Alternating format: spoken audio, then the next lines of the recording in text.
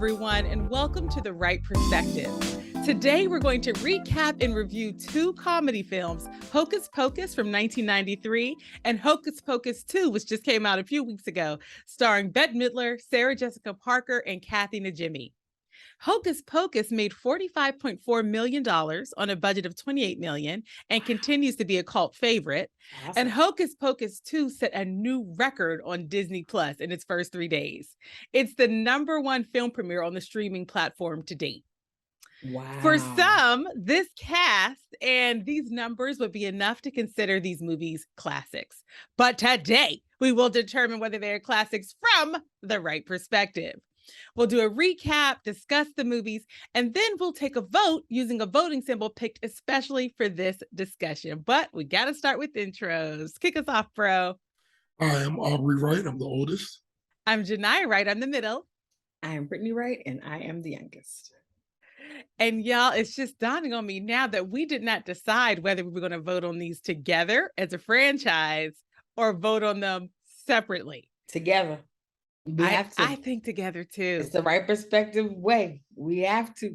We can't get away from it. Bro, are you in alignment with that? Yep, I'm all good. All right, we have reached consensus. You know what? You're blowing my mind with the fact that you said it was #1 on Disney right now. Disney Plus. On Disney Plus, like that is crazy. Seeing that you have all of the Marvel movies, all the Star Wars, all the Star Wars, like. Well, for a premiere. Yeah, it's not. It wasn't like of all time in terms of total views. But it was for the still first 3 significant. days. That's still it's still very significant. Like wow, because you knew when all those other movies were coming on Disney Plus as well, like when they were dropping. So yeah, and I think they have. That is so amazing. That's crazy to me. It's such a good point, sis, because Marvel movies. I mean, their marketing is like ridiculous, because they market for other movies at the end of other movies. That's right. That's right. You start seeing stuff from other movies that are going to happen and you're like, I'm sorry, what? This is Black Panther, but I feel like this is like another movie. It's also Captain America. Exactly. What's happening right now? I don't know. Those are movies, all those movies, I choose to go into them with ignorance and be like, I'm just experiencing this because I don't know any connections. I love it. I would like to be a true Marvel fan though, because when I do watch the movies I enjoy, I know this is a tangent. Anyway, we got to get back on topic. I like tangents. But I would love our listeners like our tangents. I would love to really be a Marvel fan. I thought you watched them all. I have watched a lot of them. But I thought you were going back to the beginning. I did have that intention, and I did articulate that intention, and then I didn't do it at all. Okay, I got it. 0% actual execution on that plan. Especially when these movies don't be going in order. It's like you'll watch the internet. And it's like 2 movies later. No, listen, people, the prequel to that movie. No, Marvel fans on the internet tell you what the order is. You should watch them. Like, there's different theories about watch them in this order. Watch them. I just watch them in the date release. To me, I like because that's how they came out. Like if you were watching them, it would be in the order that they came out. Yeah. Now, what do you feel about the people who watch the movies and think they're an expert, but they didn't read the comic books? Well, if you're saying you're an expert on the movies, then you're okay. Because that's honestly part of what got in my way. Part of what got in my way was like, you know what? I probably have to go before the movies. To understand. Oh no, that would be impossible. And it did turn out to be impossible. It would be impossible. Let me go back to it's just very first. I'm talking about like there are so many just it's decades and decades comics of just and just comics that break off into other like it was overwhelming when I was a kid. I was like, I'm behind. Because the other side of it is you could have one character that's 3 separate people and 3 separate universes. Yeah. And it's just like, which one is the universe I'm currently living in? Because that's the one I can handle. I don't want any other universes. No, thank you. I'm very confused. And and I think because actually what made me start to think about I need to go back to the comics was like my very high level knowledge about some of the characters and the fact that sometimes depending on the movie they can look very different. Like visually they can be represented so differently from movie to movie. And so I was like, I wish I knew what their original costumes looked like. So that's what kind of took me down the spiral of making it too large a project for anyone to ever take on. Listen, and then because if you watch all the movies, and I would throw Blade in there too. It's not part, but there would be no Marvel universe without Blade. So yeah, I read that. Oh yes. Blade does not get it. Did we ever do Blade? We did Blade. We haven't done Blade yet. Oh, that needs to be on the list. But I don't know if Jania can handle. Can you handle that imagery? I feel as though I know what it is. I know what's coming, and can mentally prepare. Vampires and such. Yeah. And Blade. I know there's blood showers. I've been aware of those. But the thing about it is you've just been watching what they do in the shadows. That's the only reason why you know. I still know. It doesn't matter where I got the data. I still know. You wrote it down. You wrote it down. Listen. No, but I'm saying the vampires in Blade ash. So that's better. Like when you kill them, they turn to ash. Okay. So I think I haven't seen that Blade. But anyway, I'm just saying. Are they sparkly like the ones from Twilight? That they glow like their skin and weigh 1 million pounds. Glittery. Sometimes you say things that just suck glittery? Out all my energy. She's read all the Twilight books. You guys. I have. So she's in it. She's in it to win it with Twilight. Okay. Mm-hmm. Got all those beats. And to your point about costumes, it was so funny. I'm so tired now. I want to go take a nap. Don't be tired. You're jazzed up now. You're jazzed up. I was looking up Harley Quinn, and I was looking up Harley Quinn. It was so funny. I was like, I had to text a friend that I know that is like Marvel, all of it, Marvel, DC. He knows everything from beginning to end, and so to that note, I don't want to go back into the past. I like listening to people who know all this stuff because they get so excited when they're talking about it, and it makes me excited too. And you can ask questions and they're like, oh no, that doesn't do like that. And it's like, yes, I love this. So it makes me not want to go back because I like experiencing it through someone who has been experiencing it for years. I love that. But to the point of the costumes, like the original Harley Quinn, she like looked like the Joker kind of, I guess. Like she had like this one side was black, one side was red. She had on like a what is it called? Those hats of the like a court jester. Yes. Yeah. I was like, how did she get to this red and blue short fishnet stocking with the boot? I said, what? I was like, how did this evolution happen? But I just thought that was so crazy. I was like, yeah, you really wanted to reinvent Harley Quinn. Yeah. But well, also, to my understanding, in the lore, it was her trying to separate herself from the Joker image when she was trying to be, because the Joker made Harley Quinn, basically. And so when she was trying to be her own person and be outside, because the Joker is the ultimate sociopath. So that's right. I mean, was really horrible to her. And so that's what I understand. Okay. Which shout out to Joaquin. We are so I don't know if you ever said. Well, can I say one more thing? Phoenix and Heath Ledger, honey, y'all made the Joker. Woo, child, they did an amazing job. Yeah, when I saw that was another one that was like, woo, what you doing, Joker? I mean, that was dark. Yeah, he was definitely amazing in that. Yeah, it was so dark and deep. Oh, and I want to say this. The reason why I've learned from my friend that knows all this stuff, sometimes some of these characters do look vastly different because of the production companies that start owning different rights. So like for a long time, I guess like Sony was owning some stuff. And so it's like I can't use that, pink and yellow. I need to now use it and make it and find a reason why you're in red and blue. Like, like it has to be this thing because of these different production companies owning it, which I was like, that's deep even in and of itself, how you have to reinvent these people because of just the law, legal terms. And yes. Stuff like that. And y'all, I have one more thing to share, which is that I have now started watching She-Hulk.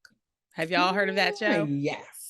Okay, so She-Hulk is in this whole universe. It's like her cousin is the Hulk. The Abomination is in the show. Okay, and they refer to the Avengers all the time. Okay, and so she's in that little world. And so it's one of these things where they do such a good job of holding the complexities of the Marvel universe, no matter where you're dipping your toe in.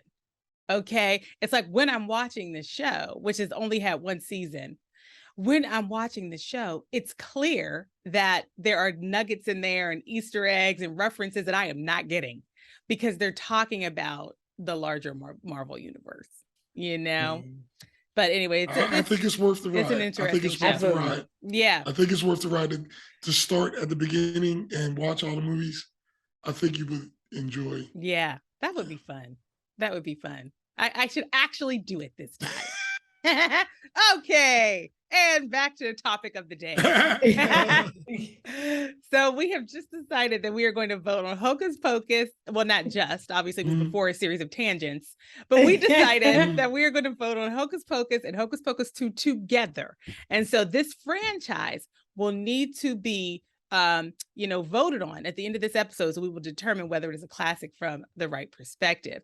And we need to pick the voting symbol that we will use for that vote. I have one recommendation for us. All right. We're ready. And, it is, I feel already in advance very excited because I feel as though we're going to be in alignment on this because I think it's also a symbol that the two of you would have selected. So every once in a while, I just know in advance that we're going to be in alignment. Okay. This is one of those moments because the voting symbol I would like to recommend is the magic book. Whoa! Just like you were thinking, probably. That's a good one. Yeah. Over the course of the two movies, there is a magic book that changes hands many times. And we start to realize, and especially by the second movie, we start to realize that the magic itself is not necessarily evil, but it could be used for evil in the hands of evil. Okay. And that's really a good symbol for the movie series because as evil as the Sanderson sisters are, like they worship the devil is their master, right? As evil as they are, we come to understand that everything about them really is driven by survival, and that's something we can all relate to. And even the Sanderson sisters, at the end of the day, they choose love and each other over power. And so love and kindness always win in the end. And I think that magic book is a perfect example of how any tool in the hands of love can be a tool for good. Oh, well, listen. That's my recommendation. Listen. All right, well, let's do it. Hats off. Hats off. Hats off, because I was going to just say a black cat in a vacuum. Brittany, I love the level of thought. I love it. And a black candle. That's what I thought, the black candle. But the book was definitely, the book was central to. It's perfect. I could have rolled with the candle, sis. Maybe the candle. But how dare you say cat? Okay. Listen. That black cat is in both movies. It's not even the same cat. It's not the same. It's not even the same cat. But it's black and it's a cat. It's not it, it's they, because it's a different cat. They are black and they are cats. They're different. He is a cat. All right, so on to the recap. Okay. So this franchise must receive 3 magic books at the end of this podcast in order to be considered a classic from the Wright Perspective. All right. So let's get into the recap. One day they're going to get so good at editing. Like at the end when we vote, it'll be able to pop up a little book, like with a green check mark. Yeah. Or like the red circle with the oh man, bro, so good. And bro, I know how to do that. And we, and every once in a while we put little icons in. But we just, do we want to commit to that, to having a little image at the end of our video? Listen, I thought that's what was supposed to be happening from the beginning. But when I was watching some of our stuff and I was like, oh, I guess she's not doing it. That's why I would I know we always talked about it. No, that's why I would always be putting it'd be cool. It would pop up by, in the little. So while we're doing the recap, at as the soon end, as we vote, like if I say it gets the book, it would be like the book with a little ching green check mark. Listen, also, we need to record that sound. And then, it would be yeah. Or, from this episode forward, season 3. There needs to be a different sound for the red with the like an eh. Yeah, like yeah, exactly. Red X. Like, listen, y'all better come back for season 4. That's when we're gonna start doing that. Because can't do that. Don't even hate on my Adobe Premiere skill set. Okay, because I will add these pictures to the end of this. It's gonna shock your mind at Channel 9, Brittany. One thing I know, if she puts it on the checklist, it'll get done. I do know that. Man, look, I already now have envisioned it because, bro, you described it. You used such great illustrative language, okay, to give us a sense. You gave us such a great visual of what we need to accomplish. I love it. Yeah. All right. And then if you could make them, if we all picked it and you could like have it in each corner, but then if we all say yes, it's see now, Brittany, see. Can we get to the one level first? I can to the one level first. Listen, I can't help it. I'm always forward moving. Now she wants us to be in the Marvel studio doing the right part. Exactly. Well, that's clearly the next step. I can't wait. Lionsgate they're calling me right now. Oh, we are so disorganized today. Well, we're not disorganized. This is it. We're gonna definitely do we're gonna do it as Aubrey said for now, and then at a later phase, Britt will add animation. Yeah, once in terms of $40,000 computers. and when this podcast is such a source of income that we don't got other jobs and things to do. Okay. When we could pay somebody else to do that editing. That's right. Fun. No, now you're talking. All right, so let's get into the recap. Because our content is old, we generally do. We always do a recap, just kind of talking through the main points in the movie so that you can follow the conversation. And even though Hocus Pocus 2 just came out, we're still going to do a recap of that as well. So this is your spoiler alert. All right, so let's hop into the recap. Hocus Pocus takes place on Halloween in 1993 in Salem, Massachusetts. A teenager named Max, played by Aubrey Katz, is out taking his sister Danny, played by Thora Birch, trick-or-treating when they run into a girl he has a crush on from high school named Allison, played by Vanessa Shaw. Max's family is new to town, so he doesn't know much about Allison, but he knows she's into like witch lore, okay? So trying to impress her, he comes up with the idea of breaking into a local museum that is supposedly the site of a witch-related incident 300 years prior, when 3 witches, known as the Sanderson sisters, were hung after getting caught feasting on the souls of local children to extend their own lives. The story goes on to say that those sisters will be brought back to life if a virgin lights a particular candle on Halloween. Sam and the girl don't necessarily think the story is true, but that is too bad because it is true. Okay. And after they break into the museum and they light the forbidden candle, the Sanderson sisters, Winifred, Sarah, and Mary, played by Bette Midler, Sarah Jessica Parker, and Kathy Najimy, come back to life. Okay.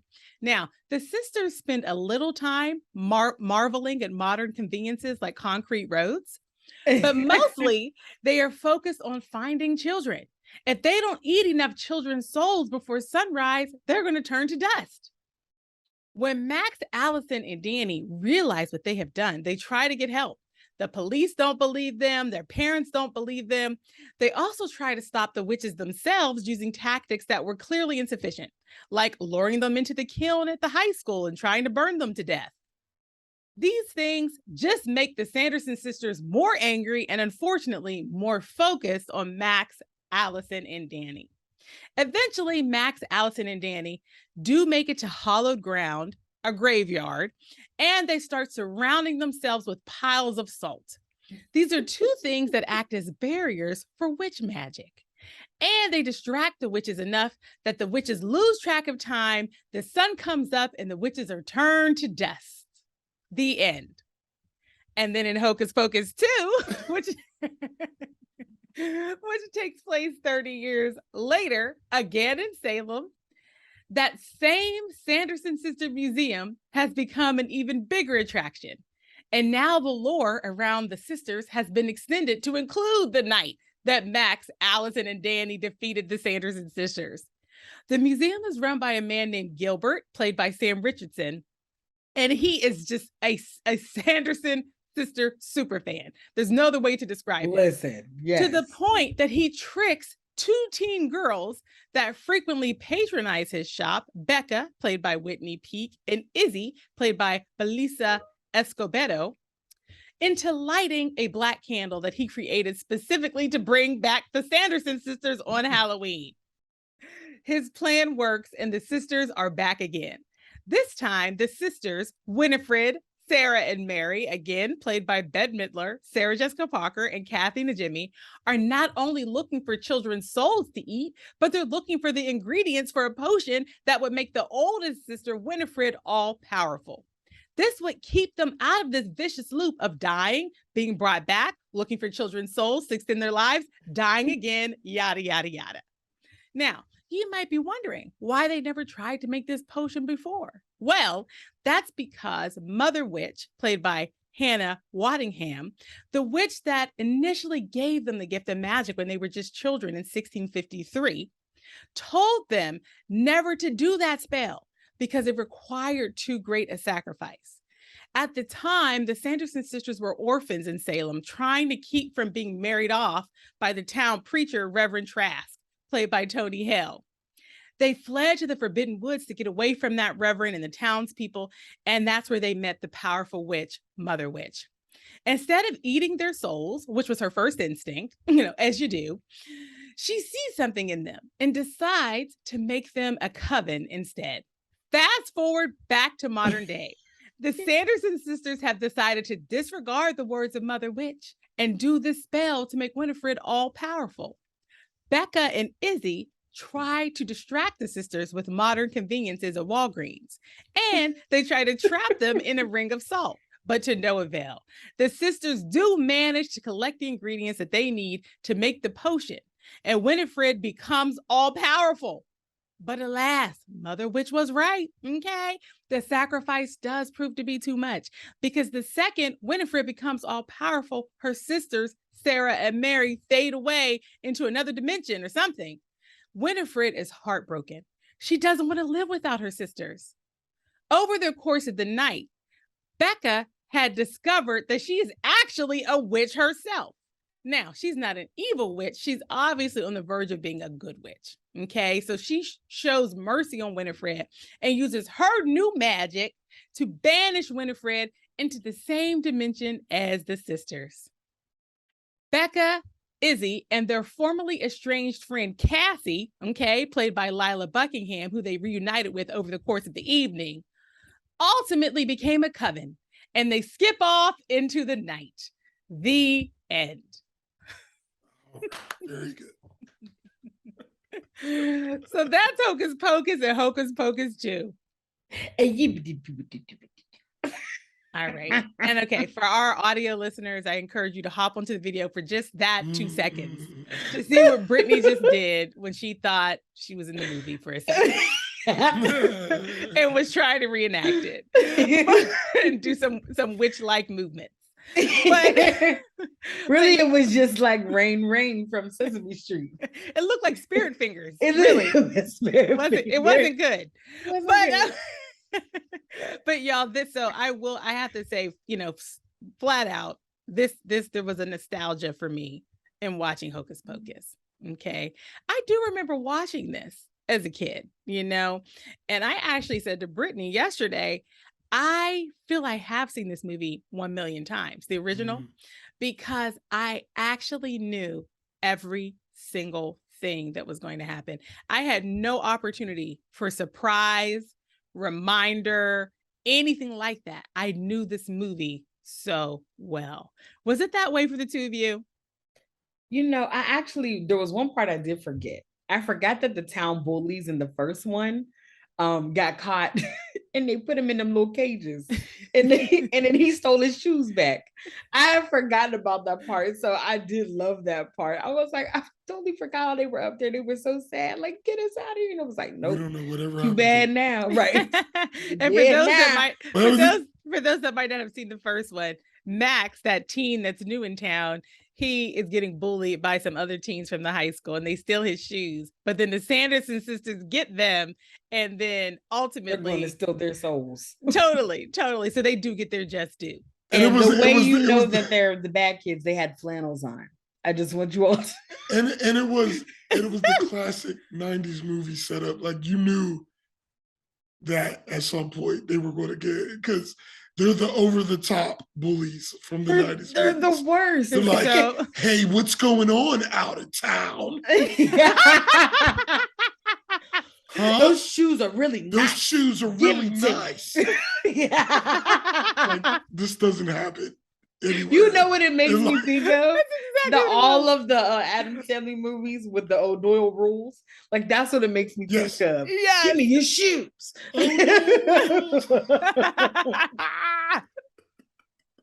It's so over the top. And they're making them so bad because you knew that's how they could justify whatever horrible thing is going to happen to them later on in the movie. Because like it makes you hate them. You're like, why are you being so mean? One of them had the letters ICE, ice, carved into the back of his head. And he was no longer going by his given name. He was telling his friend, call me Ice from now on. And then it was like, oh my God. They were so why? I don't think I've ever seen this movie. What, bro? Yeah, I don't think I've ever seen. There were a couple of things that were like faintly, I remembered, but I don't. It felt more like maybe it was something I saw while somebody else was watching or something. So I didn't have I didn't know that I never saw the movie. Okay. Like when I'm watching it, I'm like, I never saw this. Yeah. I definitely was. But I was still able to tap into the nostalgia of it in the sense of the style. Absolutely. So 90s. That's so good. That's so true about that part, how they were able to. I love how movies, even though it's a movie and all these things, where it can bring you into that world and set you down. Mm-hmm. So you're like, there is Salem. There are witches from 300 years ago. They are here. They are trying to steal souls from children. Like this is happening. And simultaneously, as I'm sitting here watching this, oh my God, this is not in the news. But so I was the same way. Like I knew what was happening because I was actually telling Janiyah, because we rewatched the movies if we haven't seen it.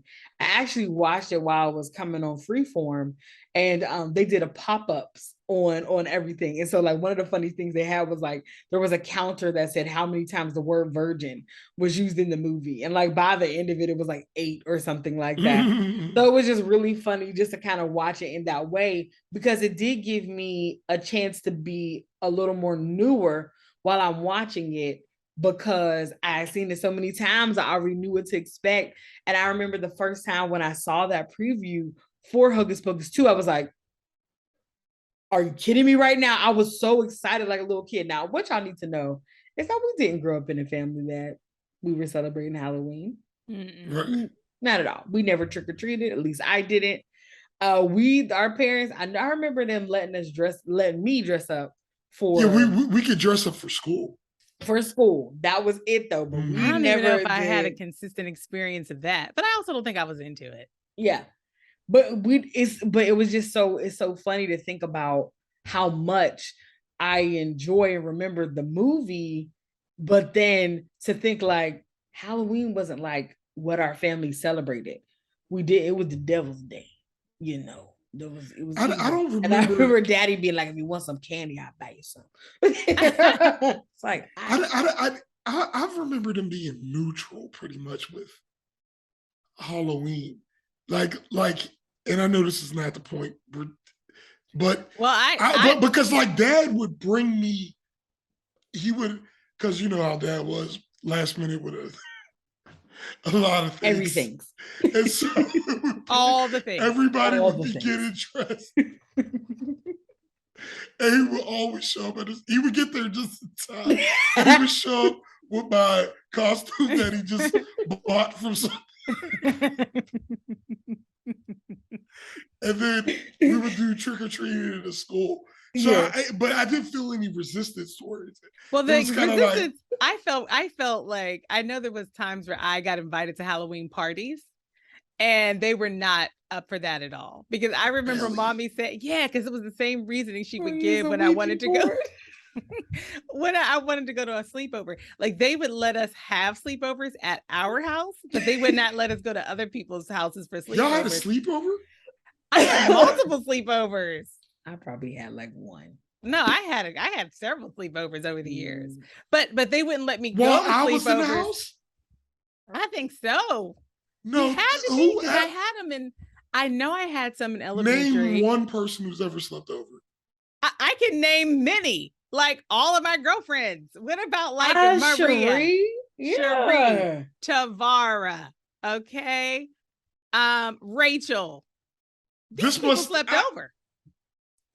While I was there, I don't remember this at all. Well, you all are getting into our age differences at this point, because we need to tell you.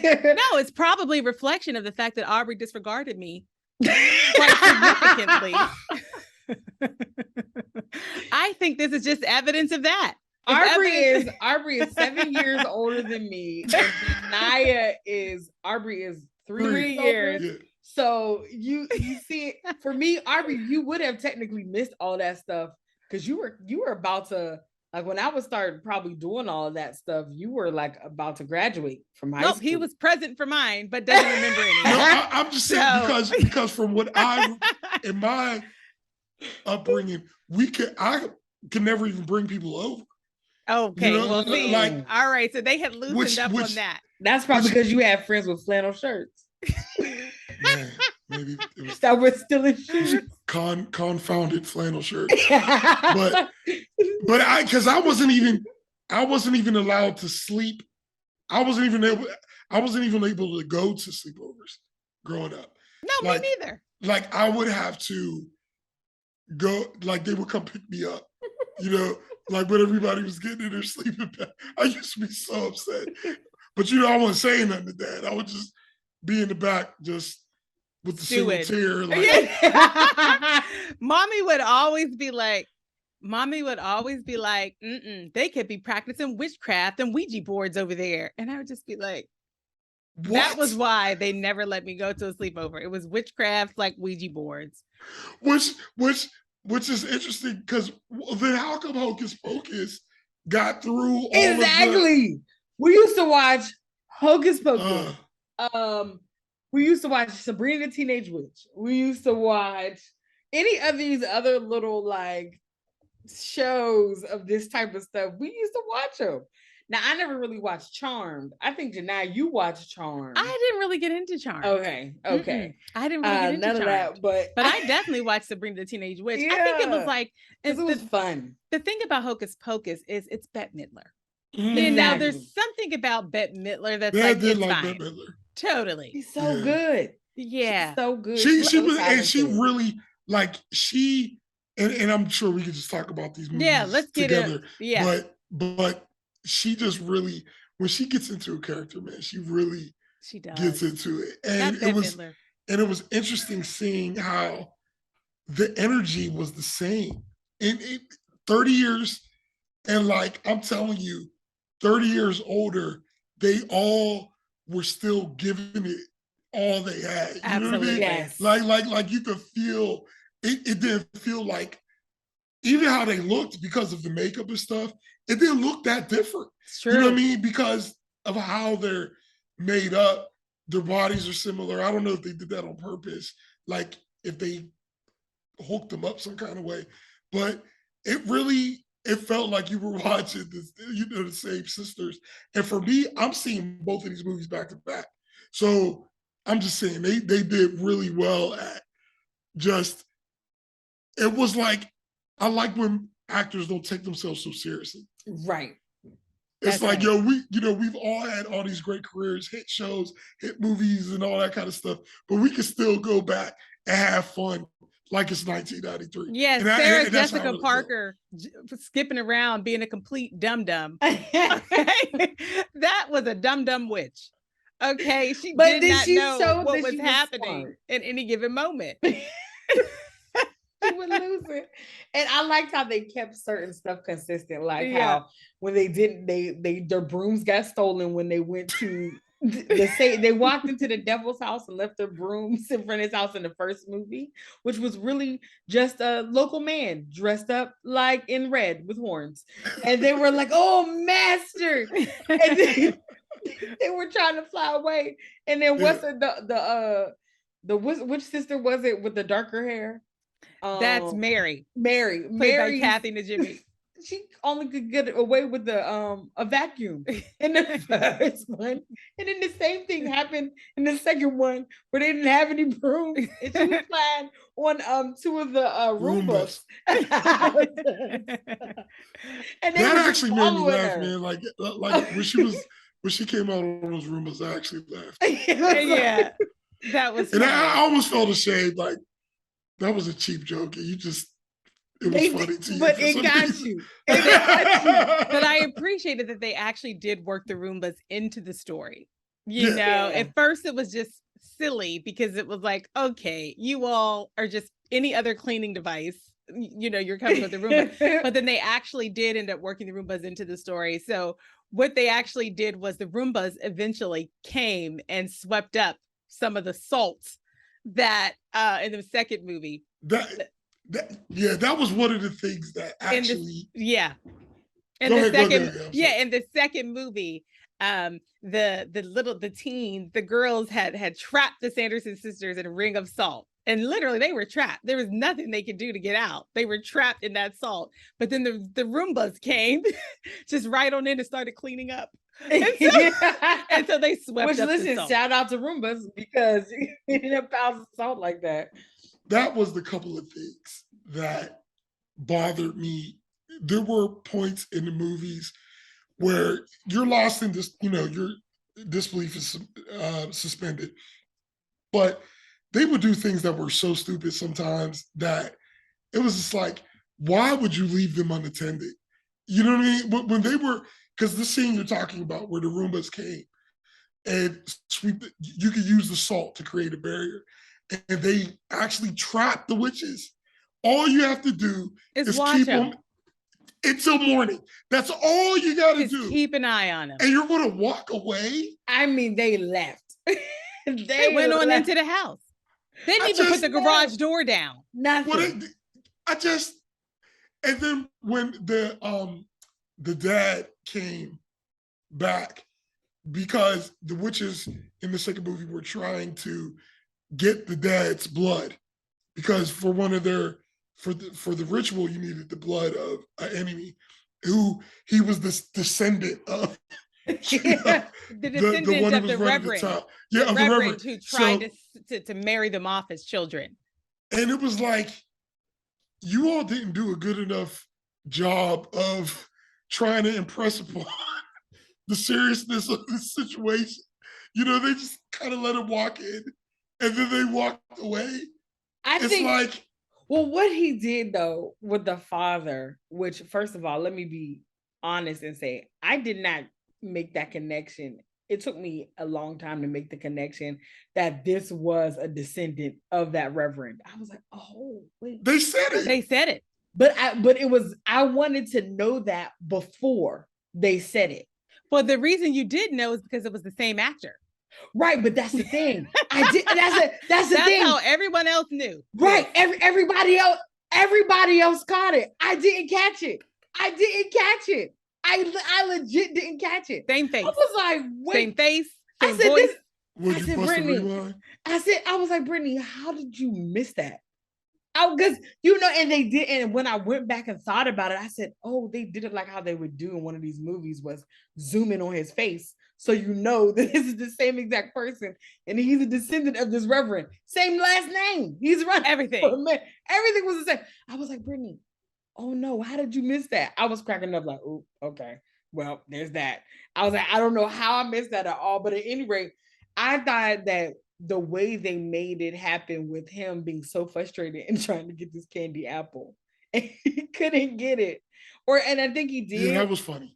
And for him, I think it was a perfect example of just a frustrated parent that's like, y'all got these fake ladies caught in the garage in some salt. And then he went in and he didn't address it. I'm just like, I'm going having in the a house. horrible day. Exactly. Yeah. I'm going in the house. I don't know what's going on. And his daughter, who was the daughter that they were having, the friends were having an issue with, she threw a party and the dad wasn't supposed to know. But they told on her because that was the only way that they were going to get the father from being out in the public, as the Sanderson sisters were trying to find him and get his blood. And so they had to tell on her. And so he was just like, his day was spent. And so I think by the end of it, him getting there and seeing them, he's like, if they just gonna be inside the garage, I don't even care right now. It's whatever. I'm tired. When he had to buy that generic candy apple, he was real mad. He was so mad. But that's one thing that was consistent in both of the movies, that the town of Salem is so into Halloween that that night, like Halloween night, it is just fun. It is costumes. It is people being deep in the lore of these different kinds of stories. And so when things are happening that look insane, everyone truly is like writing it off. Like, this is just what happens in Salem on Halloween. You know what? People are out here goofing. You just elevated the movies for me a notch. Yeah. Because now, between your explanation and Brittany's, it's like this was a frustrated parent, but not just a parent, a Salem parent. Exactly. So on Halloween. Salem parent on Halloween. And he's like, fine, the Sanderson sisters are in my garage. Whatever y'all doing, whatever. I was going to go eat this generic candy apple and go to sleep. And the Sanderson sisters were everywhere. Yes. So in the second movie, the Sanderson sisters are such a favorite in like the lore of Halloween in Salem that there are little trios of people everywhere dressed as the Sanderson sisters, including there was even a contest, a drag contest, of like people dressed up as the Sanderson sisters. And so that's the other thing. Which they lost, which the real Sanderson sisters lost. But that's how the father, I think, in both cases, that's how the parents were able to disregard the children naming witches have come back to life. And they are trying to kill the children. This is why parents were like, sure they are. Way to go, kids. Absolutely. You're really into the spirit of the night. Way to go, kids. I love that. But I will tell you all, as much as I could be in the moment of these movies, like, all right, these parents aren't paying attention because it's Halloween and all bets are off, as much as and the children are unsupervised and just like running around town. Like in the first movie, the kids are just breaking into places, and it's almost like innocently breaking into places. Right. In the second movie, again, there's no supervision. I can try to get past. See all the parents this time. We sure didn't. I could kind of talk myself through some of that in the spirit of like, we're in this movie, but there were certain things that just kept me from being able to be fully in these realities. Part of it was like inconsistent use of old-timey English, right? So the Sanderson sisters should have only been using old-timey English the whole time. Okay. But there were times where not only did they break out of the old time English, meaning, they were using like They would thou reference and something thee. that you could never know about. They would reference things that they literally were not alive to experience. And I didn't need that. Did it give us a little funny little joke when they would make a reference to something? Absolutely. But to me, it was distracting because I needed them to continue to react to the world as if they were from the 1600s. That's what I needed them to keep doing the whole time, And the other thing that just kept me from fully being in it, y'all, was the casting of the children in both movies. I feel like, to your earlier point, bro, those Sanderson sisters, okay, that Bette Midler, okay, that Sarah Jessica Parker, that Kathy Najimy, they were in these parts. Okay, they were so funny. And they stayed in character. Now, again, their dialogue, like I said, was not consistent. Right. But they stayed in those characters enough that you could enjoy them. But the children in both movies, they were not strong actors, and I struggle to stay in the moment because I'm like, can these children have more rehearsal, please, before someone records something? Really? You know what? It's so I can see where you're coming from with that. I didn't think that. But I also am just kind of like, they're kids. Now, the reason why I say that, though, is because, and to let you know, audience, I binge watched Modern Family a few months ago. And amazing show. Really well done. We should do a special episode where we just talk about that. We should. Because we've all seen the whole thing now. Yes. Yeah. The episode will be called Pee My Pants. And so, because it was that funny. But so with that being said... It's going to be so funny in context. With that being said, I can hear this argument and go, okay, because those were amazing children actors. I don't know what school, what place they were going to get these people from, but even right down to the youngest little boy who was the last character they brought onto the show. What a delight. His timing. That could be editing and all this different stuff, but he was still very good as this little toddler boy. And so when I think about that and I hear your words, I go, okay. But then I also go, let's think about all Disney programming. Like it is this overacting, da-da-da-da-da. Like it's never like you're onto this, something there. Like, thoughtful, deep Shakespearean, or just anything that's you're not, you're expecting this. I expect an overacting that is happening sometimes in these movies. But with that being said, I think that in the first movie, he was a good teenage boy. He was mad because he was in like his junior year of high school. They moved him all the way from Cali to Salem. And he is like, now he has to spend his Halloween where normally he just wants to sit at the house or do whatever. He has no friends. And he's like, I have to now take my little sister out to go trick-or-treating. I don't want to do this. All right. And so when I think about that in context, like, no, he was an annoyed teenager. You know what I mean? You know what? Let's just pause on this point. Let's just pause on this point. Because you know what? Be more resilient. Okay. Yeah, this is where Janai was speaking very insensitive.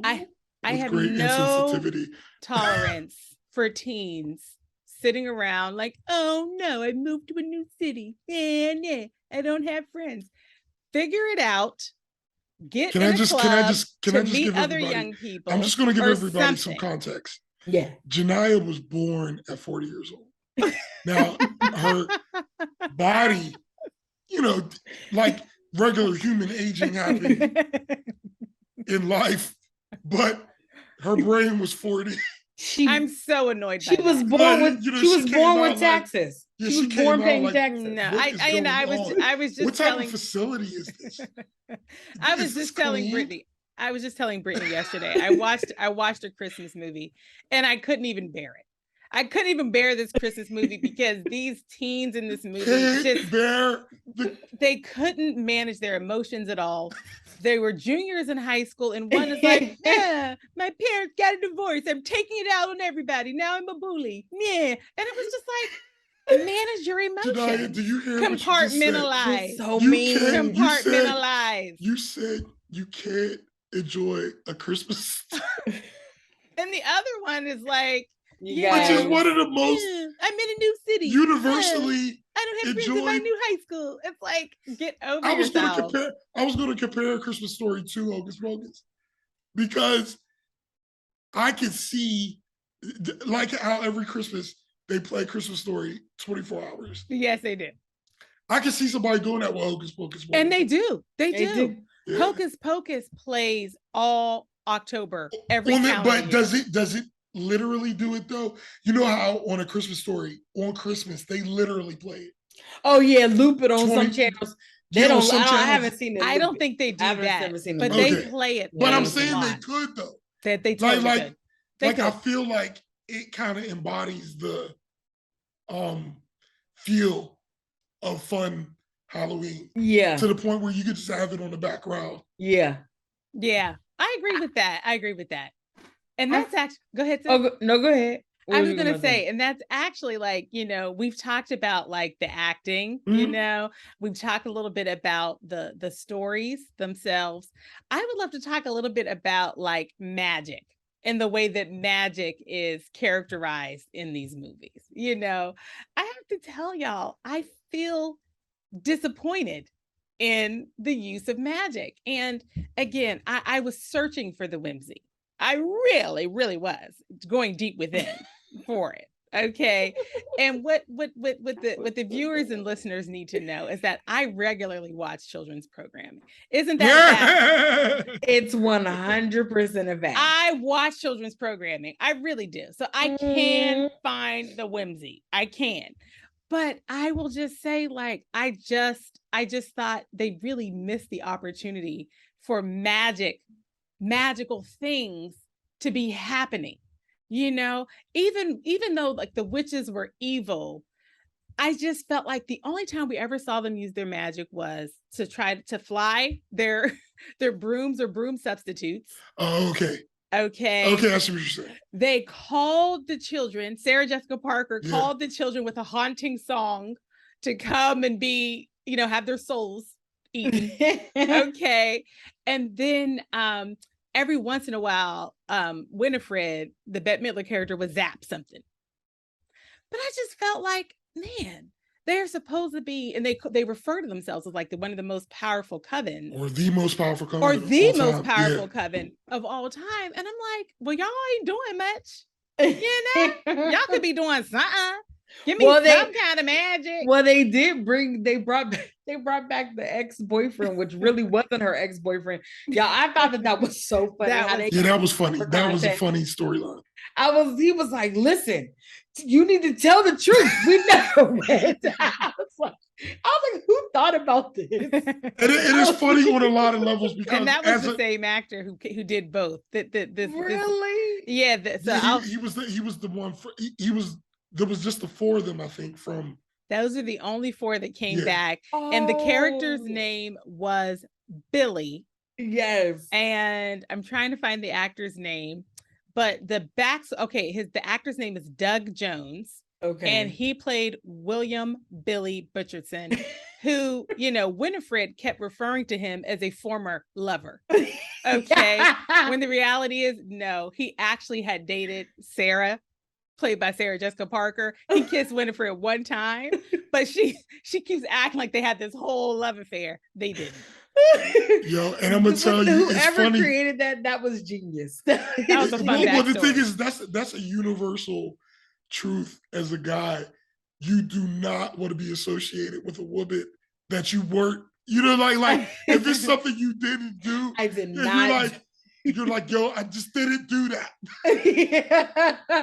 And it was just funny how that's how it would be. Like, that's how it would be in real life. Like, like, look, that's not what happened. It was a one-time kiss. And, and even in the first movie, when he finally was able to get his mouth unstitched because she had got it sewn shut, and that's how he died. He opened killed it up. him. She sewed his mouth shut and killed him. When he came back, he was like, mad at her. You wretched. He was Yeah, not trying to save them. He was trying to help the kids because he did not like them. And he still, so just to see his hatred for her, Winifred, from the first movie to the second movie.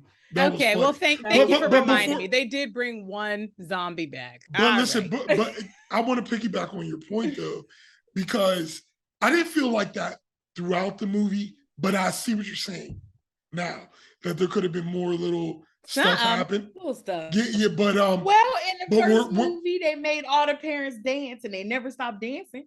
And then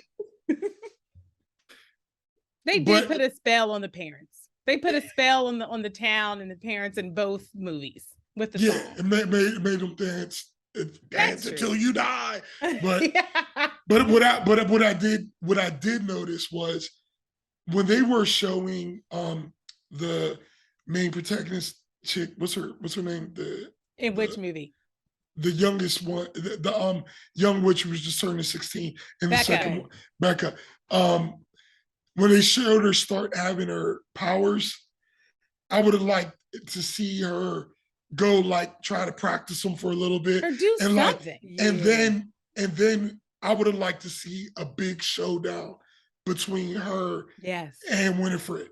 I felt like they did it a little bit, but I would have it would have been a fun opportunity to see a Harry Potter level battle between. You know what I mean? And it would have messed up the story, but just to see Winifred have to really go into her powers because now she has someone who is a born witch who can compete with her. You know what I'm saying? Yeah. On that level. So I missed that. You know what I mean? I feel like they could have. I could see that. But throughout, I just felt like, we just had to believe that they were super powerful. We didn't. I don't know. We didn't really get to see it. Yeah. Okay. Well, how did y'all feel about the extra songs that they had in the second one? Honestly, because in the first one we just had one music scene, and in this one I think we had 3, didn't we?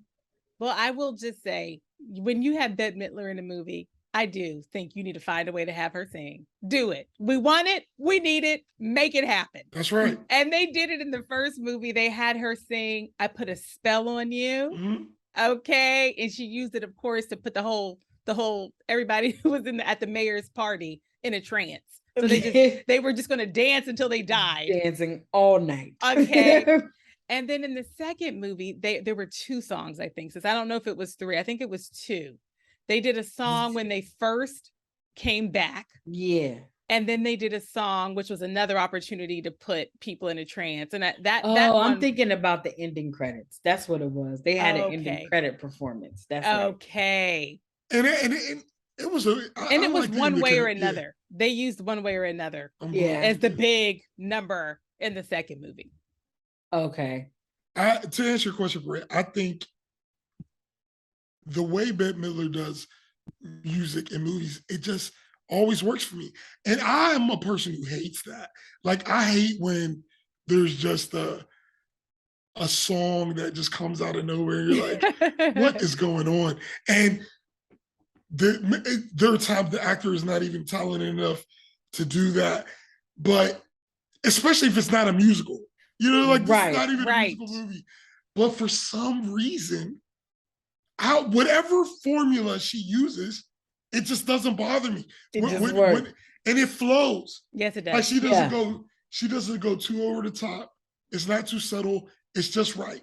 And even the songs that were later on where it's all right, this is another song. It wasn't long. Yeah, so it was it gave it a taste, and then they moved on to the scene. That's true. So I really enjoyed how they integrated the music and the performances. I do want to give a shout out. They did, I don't know if y'all noticed that there was that couple that was dressed up like who the devil was and his wife in the first movie. The woman had rollers in her hair, and the man was sitting there in devil pajamas. Right. And I was like, I love how they did that callback. I have a trivia.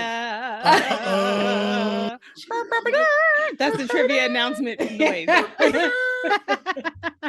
I have a little tablespoon of trivia for us on this.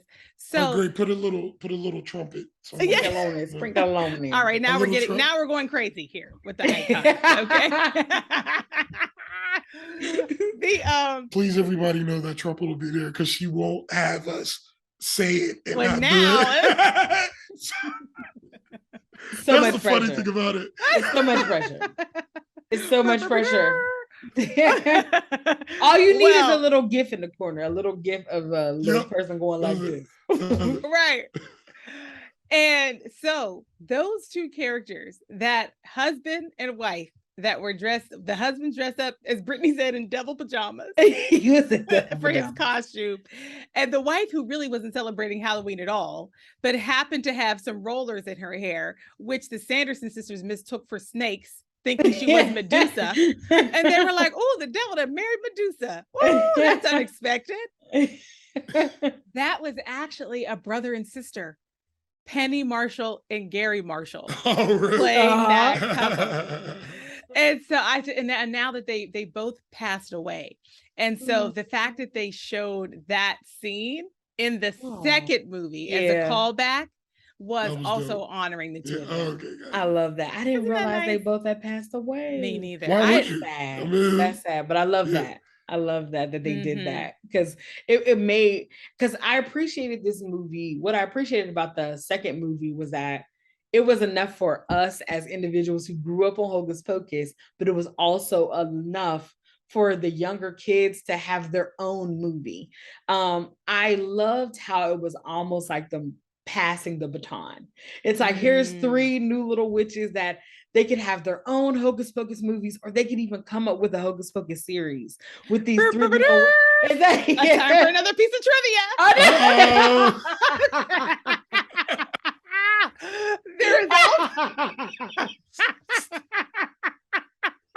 There's also there was an original version. There was an original. I hope I say something else.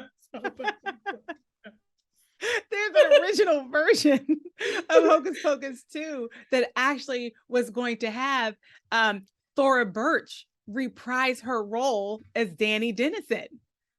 So originally it was not to introduce these like a new group, a new trio, a new coven of witches. Okay. But she declined due to scheduling conflicts. And so that's how they landed where they did.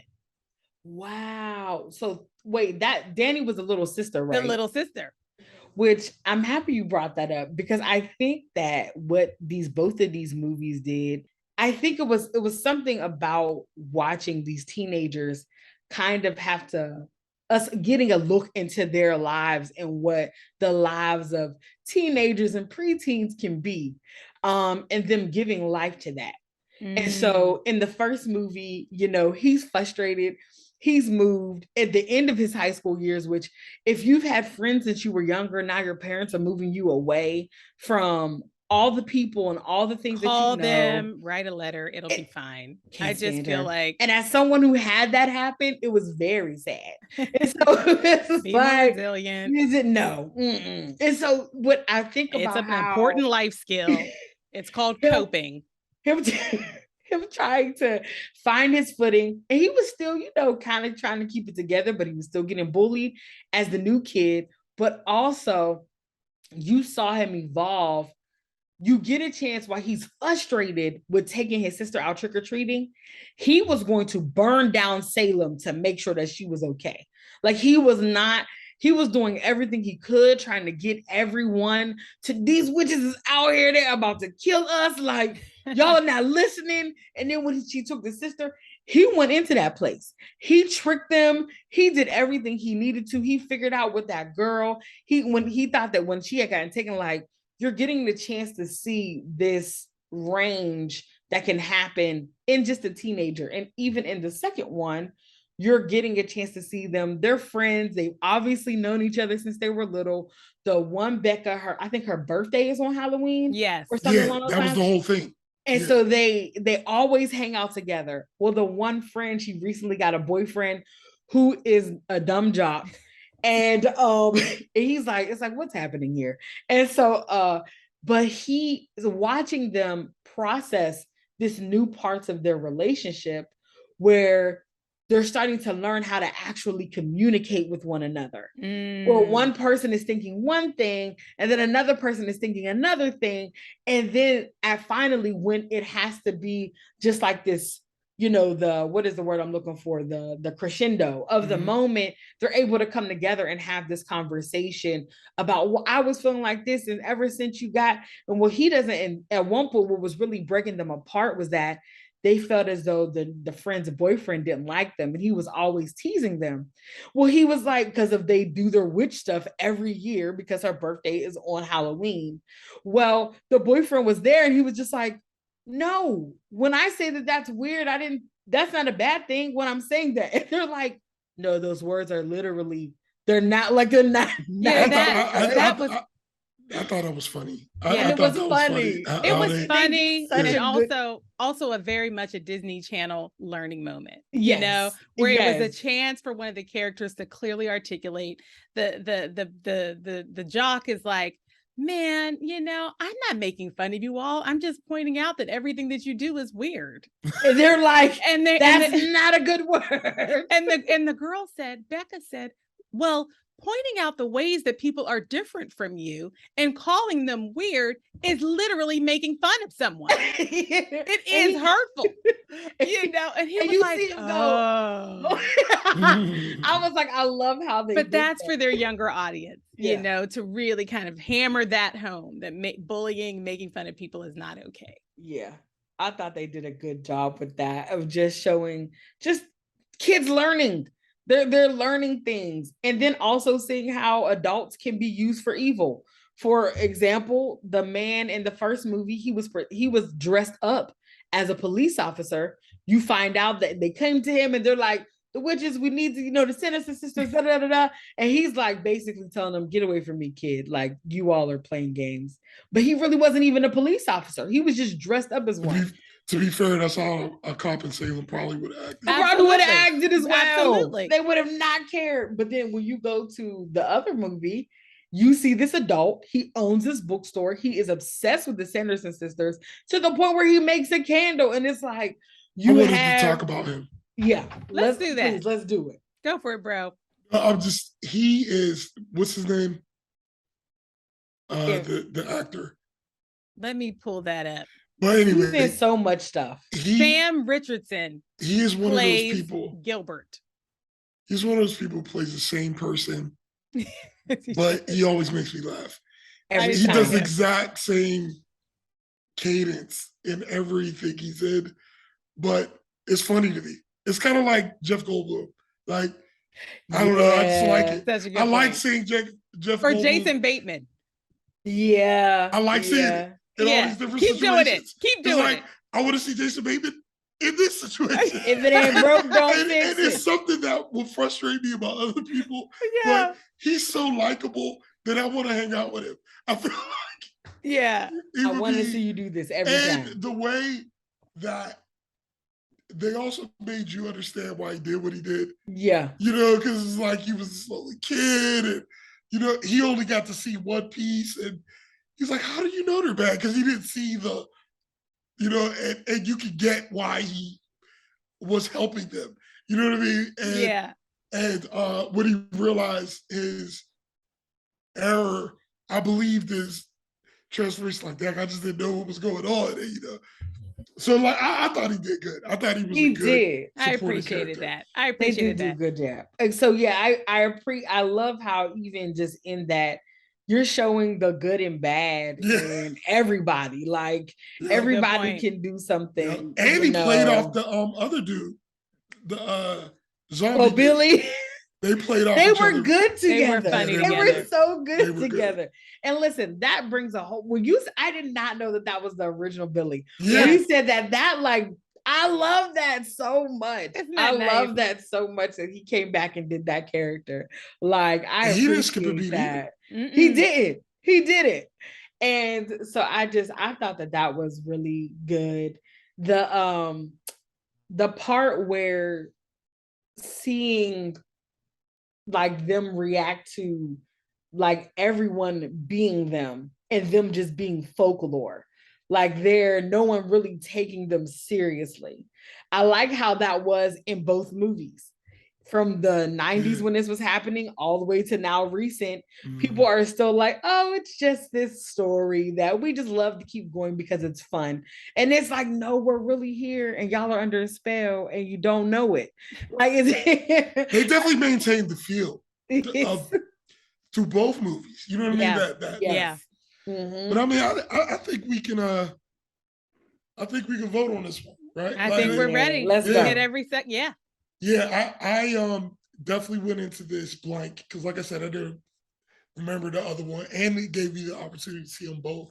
And I think it's definitely a classic because I think I'll definitely give it my spell book because what I was going to say, even Janai brought it earlier, but I was going to say for me it feels like a Christmas story for Halloween. Like A Christmas Story isn't the best movie I've ever seen, of course, but it just feels good to be watching it when you're in that season. And I feel like that's what makes it a classic. And I see Hocus Pocus, both of them in that same vein. Yeah.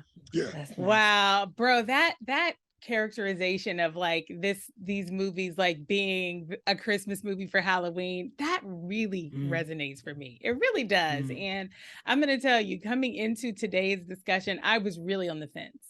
And part of what put me on the fence about whether these movies could be classics is that for the first one, my true experience of watching it was like, I think I just knew it too well. And so I started to think, well, is this then a movie that gets old? Does it get old? Because because once you've seen it, you can you get tired of it?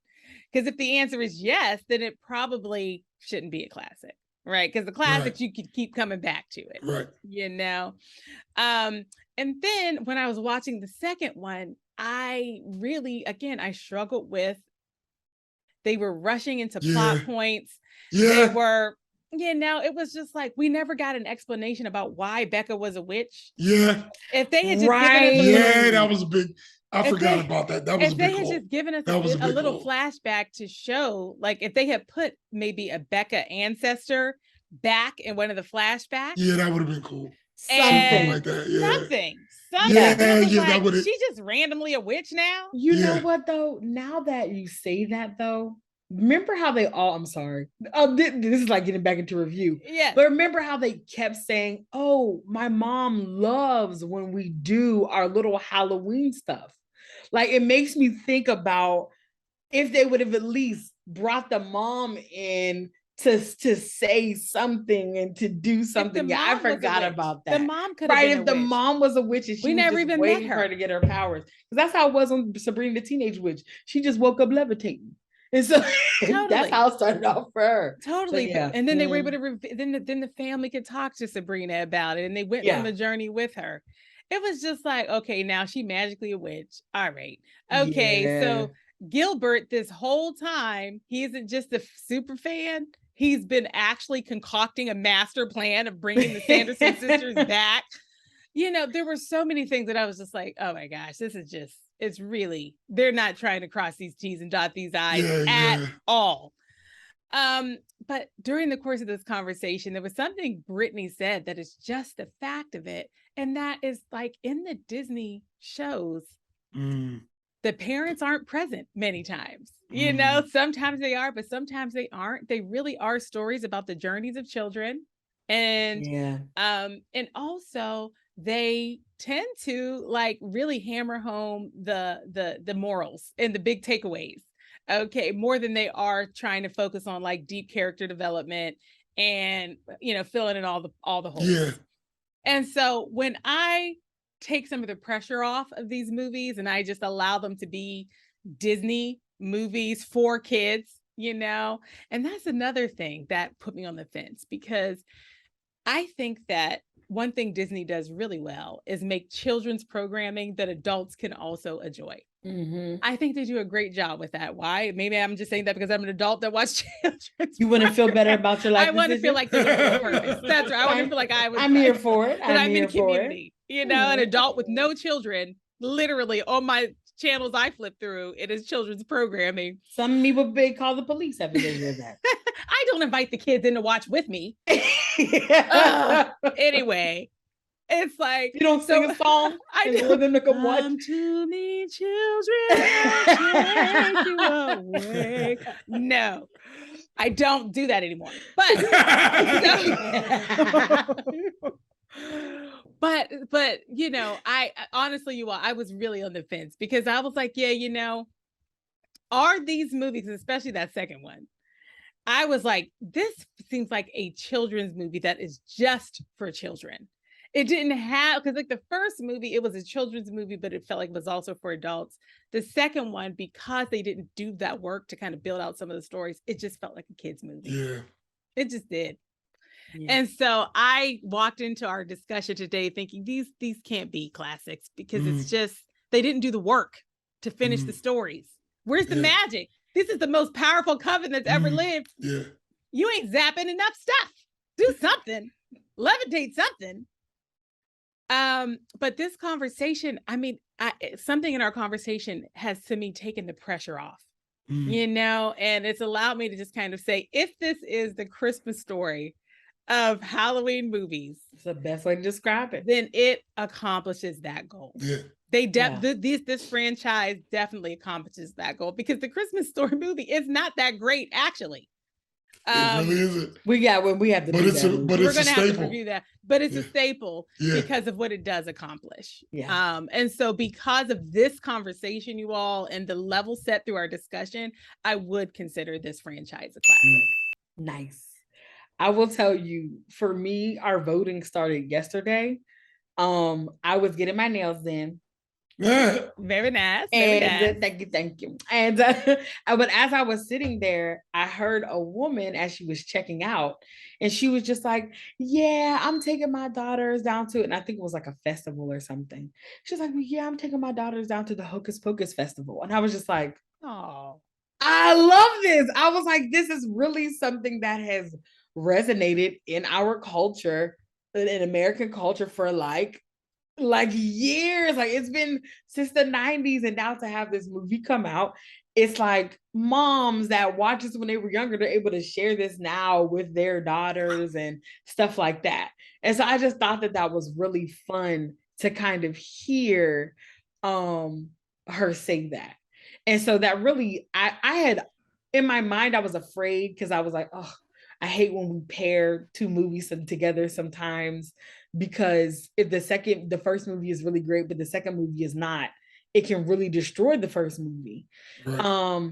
In this case, I was not going to give this whatever voting symbol we had. But after our conversation, I was like, oh, I really enjoyed the second movie, but I don't plan on watching it again. But the book. Well, no, because I was thinking, this is what I was thinking before the voting symbol. Like, because this is what I was thinking before we recorded. Oh, okay, I get what you're saying. I was like, whatever it is. You're giving us the internal dialogue that was going to happen. I got you. I got you. You wasn't about to get this. In this case, they weren't going to get my book. I got you. But after having this discussion, it made me frame some things differently in my mind, and how I was like, maybe I did have fun watching that movie. Maybe I did like it. And I wouldn't mind going back and watching it again and seeing some of the stuff I missed, because clearly I missed some stuff. Mm-hmm. And that's clear to everyone. Listen, I get the gist. And that's clearly Tony Hale played the descendant and the original ancestor. I need a 23andMe. So anyway, but no, with all that being said, it definitely gets my my book. It definitely gets, what is it? Is it just a book? The magic book. The magic book. It definitely gets my magic book, especially It just popped up when you said that. Yeah. It gets my magic book. Because I just love how now it really was like passing the baton, like I said earlier, to just this new generation of these fun little witches. And then I think about even just in our conversation of how, like, man, how is she becoming a witch?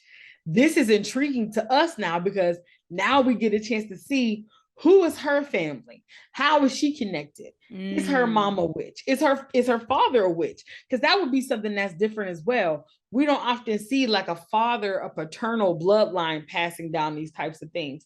So that would be fun if they did something like that, you know. So, and if somebody does that, you heard it here first. That was our idea. I'll tell you, there was another idea that was stolen by a television show, but I'm not gonna go there right now. So anyway, it gets my magic book because of that. Yeah, and you know what, y'all? Sometimes, and I feel like we've had this with other movies that we've watched. It's maybe, you know, there are some movies that need to be watched in community. You know, and maybe this one is made better by discussion because it's meant to be watched as a family. It's meant to be watched with friends. I see that. You know? Yeah, and the plot's not too deep because you're going to be eating candy. And yep. The kids are going to be coming in to get candy, ringing the doorbell. You can get up, give them some candy, sit back down. I could totally see that as a whole night. And there you have it. There you have it, folks. Hocus Pocus, the franchise, meaning Hocus Pocus, the original movie, and Hocus Pocus 2 are a classic this is a classic franchise from the Wright perspective. Thank you for joining us, everyone. Love you, bro and sis. Love y'all. Bye. Bye.